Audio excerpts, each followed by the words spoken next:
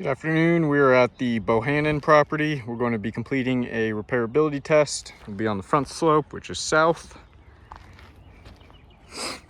We have this damaged shingle. We'll do the repair test on. We'll see how it affects all of those surrounding shingles.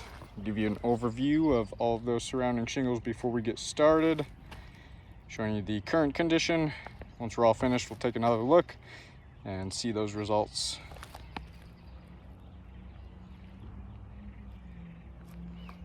I'll be using a flat bar, roof snake, putty knife, and hammer. Then we have this 45-degree angle tool that we'll use to give us a reference point for what 45 degrees looks like on this roof. Slide it underneath that damaged shingle, and then I'll give you some views of that.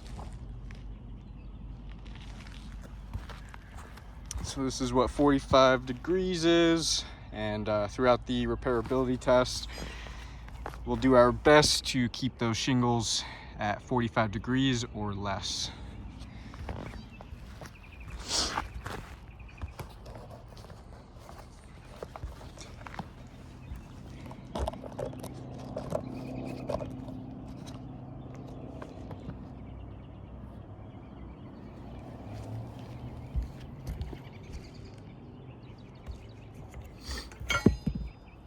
All right, we're going to get started. Start by unsealing those shingles. We use the putty knife to unseal that top shingle.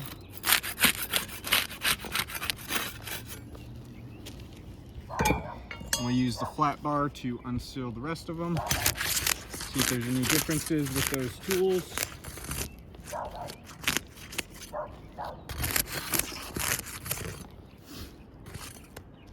And we'll start removing these nails.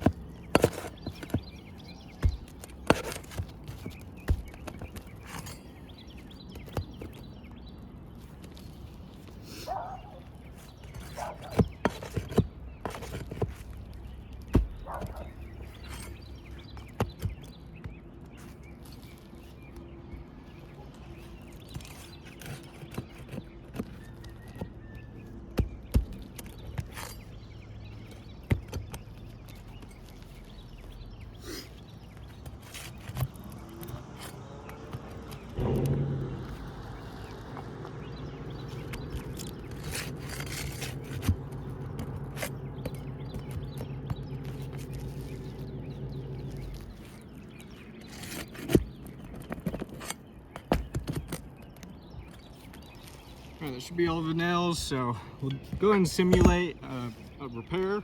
To do that, we'll slide the damaged shingle out,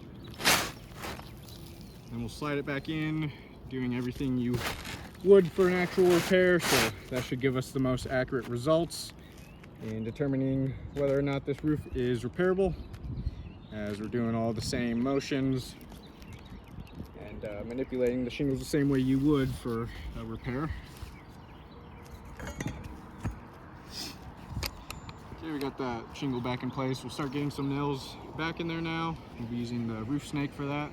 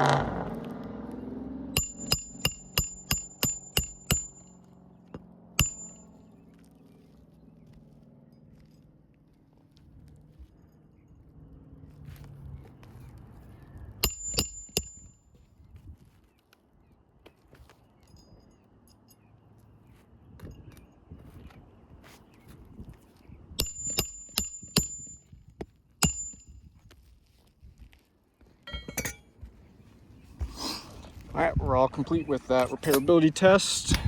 Give you another overview of all of those surrounding shingles.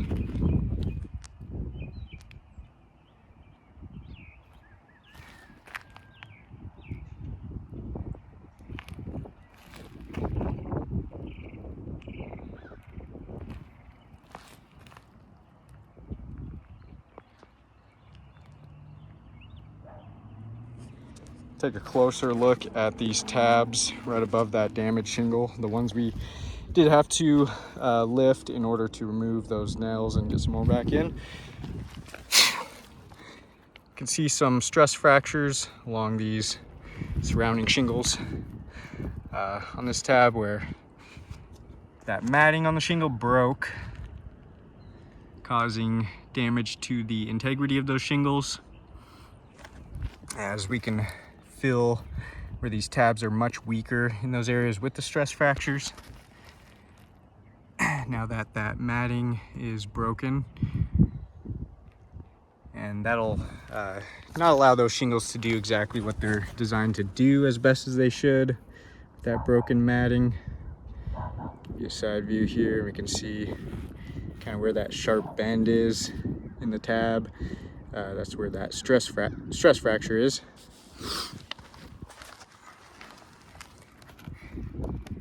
And then along with damaging the integrity of the shingle, those stress fractures will be worsening the shingle's water shedding capabilities, as that matting is the main component for that.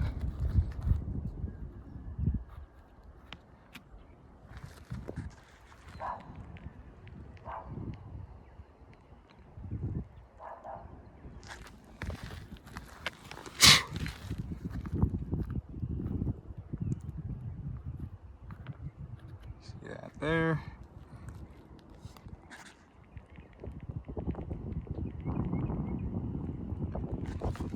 Side view. This one we can see real easily as well, where that sharp bend in the tab is.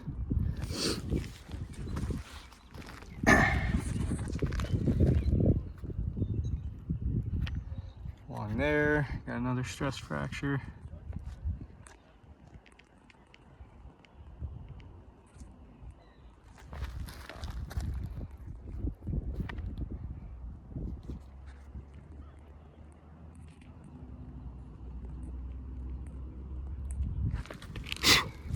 Take a look at any mat transfer that was caused. Looks like we can see some mat transfer right there. You can see where those the pieces of matting came from, the bottom of that tab there. You can see where that's leaving some exposed fiberglass.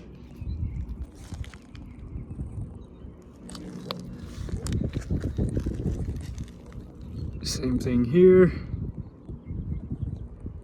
Exposed fiberglass. So we have mat transfer that's also damaging those shingles. We can see chunks of matting that were torn off the bottom of these tabs. So that'll also be damaging the integrity of those shingles. Along with that, it'll also make it more difficult for these shingles to reseal properly once repairs have been made. Some more mat transfer there. Yeah, looks like we got mat transfer along every one of these tabs.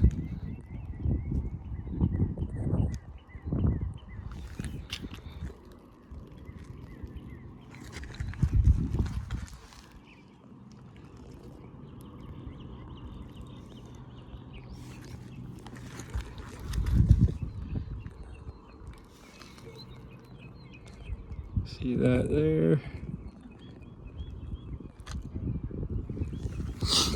Yeah, so with all of those stress fractures caused to those surrounding shingles, as well as the mat transfer, I do not believe repairs are feasible to this roof, as with those damages, that's going to be cause for potential water intrusion, leak hazards, and We can see we got one tab on shingle 5, we got shingle 6 and 8, 3 additionally damaged shingles just from replacing this one wind damage shingle.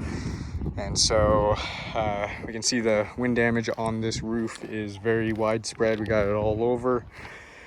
So repairs were completed to this roof. You can see what all of those surrounding shingles will look like around each one of those wind damage shingles. And this insured would have potential leak hazards all over their roof, anywhere there is needing to be repairs.